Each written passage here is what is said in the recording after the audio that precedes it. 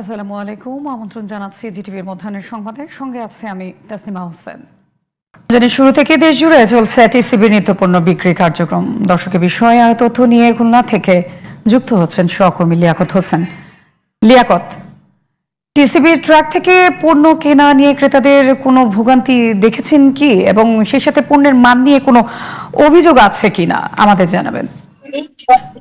তারপরে আপনাকে ধন্যবাদ। আপনি যেমনটা বলেছেন, টিসিবির পণ্য বেশ রোজা রমজানের আগে থেকে দেওয়া শুরু করেছে এবং প্রতিদিনই নগরীর 15টি পয়েন্টে এই টিসিবির পণ্য দেওয়া হয় এবং 590 টাকার প্যাকেজে দেওয়া হয় 1 কেজি চিনি, 1 কেজি সোনা, 2 কেজি মসুরের ডাল, 2 লিটার সয়াবিন তেল এবং হাফ কেজি খেজুর দেওয়া হয়। এবং টিসিবির যে পণ্য ছিল সেই পণ্যের অন্যান্য সবগুলোর মান ভালো থাকলেও খেজুরের মানটা একটু কম বলে ক্রেতারা জানিয়েছে এবং ইতিমধ্যেই প্রতিটি পয়েন্টে দেওয়া হচ্ছে যে 15টি পয়েন্টে, সেখানে প্রতিটি ট্রাক থেকে 400 জন ক্রেতা সেখান থেকে কিনতে পারবেন এবং অন্যান্য যে পণ্য রয়েছে সেই পণ্যের মান ভালো বলে তারা জানিয়েছে এবং বাজার যে মূল্য রয়েছে সে লিয়াকত, আপনাকে ধন্যবাদ।